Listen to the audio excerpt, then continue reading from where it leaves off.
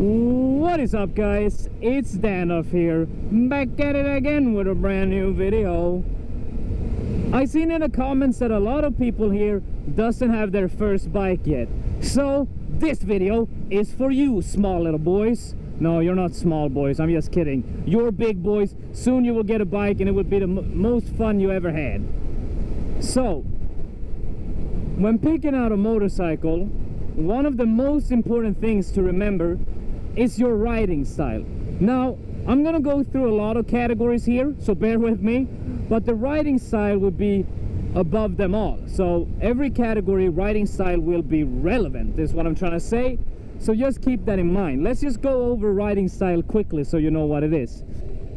You can have an upright riding style, which basically means that you sit like I do. I sit very upright, and it's because I mostly make motovlogs just riding around, and I ride in the city a lot, so I don't want that extra strain on my back every day.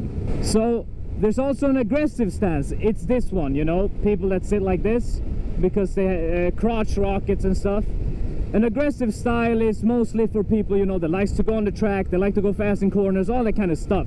And then you also have let's call it the in-between, you know, the shoppers, they're kind of relaxed style.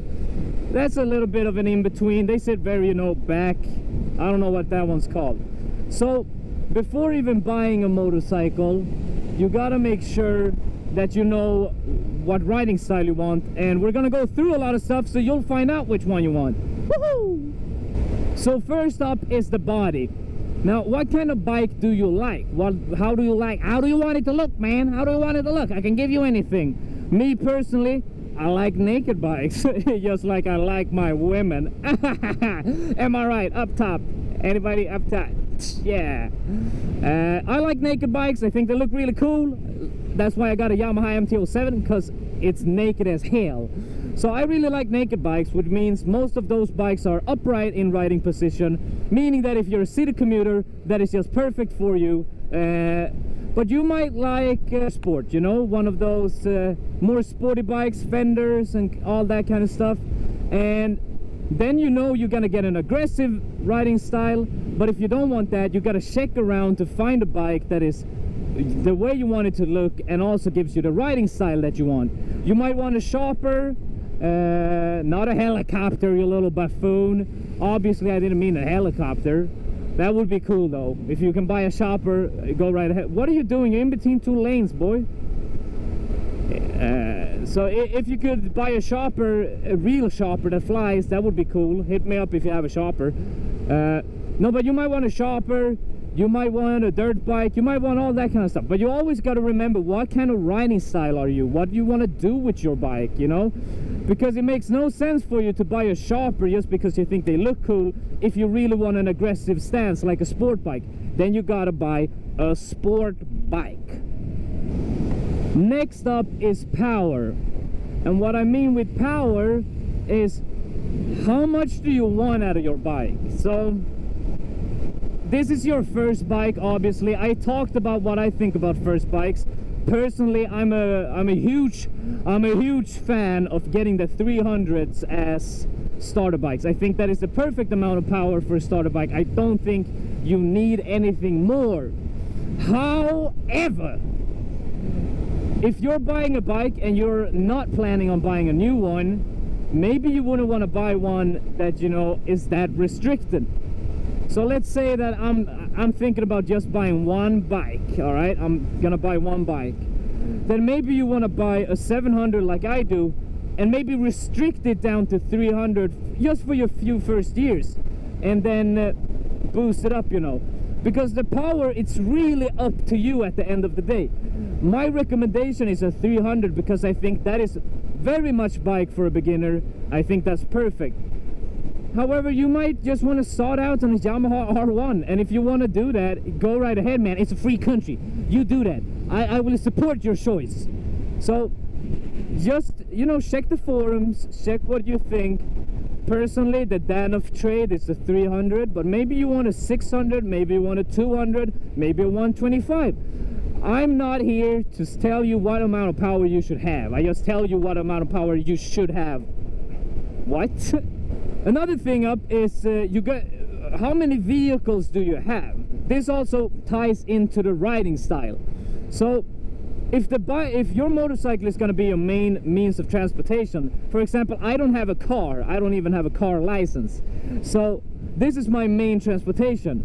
Therefore, I got a very upright one, because then I can go through the city without problems, I can go on long commutes without problems.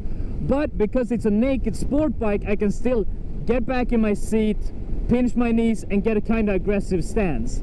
So I try to get like an all-around bike, because this is my main bike. I ride this bike all the time, guys. So when you're buying a bike, you gotta think about that, because if you have a car and you just want a bike to have really fun with and go in the corner, maybe a crotch rocket is the way to go for you, you know? A really aggressive bike that you can just take out for short rides and just haul ass. But if you want to ride everywhere with your bike, maybe go like the way I did, so your bike works everywhere. Or if you have a bike, if you have a car, but maybe you want a bike to tour with and stuff, well, don't buy an aggressive sport bike if you want to tour around. So, you know, it's kind of like that. You gotta know what you want. And last up is the one that everybody hates, and it's your budget. I know. I don't have any money. That's the last one. They're crying out because you don't have any money. I do that all the time. That's my trademark. So never get set in your ways of a bike, because you gotta always think about your economy and your budget. If you find a bike that you really like but it's out of your price range, maybe try find something else, or save up for that bike and buy it when you actually can. Don't take, you know, don't do dumb risk just because you really want a bike right now when you really want this specific bike. Consider buying used bikes, and also don't buy a bike where you know that the upkeep is really expensive, you know? You always plan, you do a lot of research on the bike. Like I bought this bike here, and I bought it new. I went insane. I bought it new. It cost me a fortune. But I knew that the Yamaha MT-07, you know, they really don't lose their value that much over time. They're really easy to mod on, they're really easy to ride, they're fun all around. So I knew that I would get my money's worth buying this bike. So I really knew I was gonna get my money's worth, and I also knew that when I sell it, it won't make me feel like, oh my god, I wasted all my money. Because some bikes are really hard to sell, some are easier. These ones always go like butter. The MT line from Yamaha is really just, it just sells itself. So when buying your first motorcycle, the most important thing to remember is your own limitations and what you want out of your bike. So find out what power you want, find out what riding style you like, and once you got all of that figured out, then you can start looking at appropriate bikes. Because if you start looking at every bike that's out there, you're gonna notice there's a lot of bikes. So try to sum it down to, I want an aggressive bike and I want a 300. That will limit your search results so much, making it way easier to buy a bike and way easier to find one at a reasonable price. So this has been Danof. This has been a more of an informative video. I know I can't make informative videos. I know it's very strange. So I hope this video helped you pick out your first bike, and I'll see you in the next one, guys. So peace out. Hope you enjoyed the video, and stay beautiful, peeps.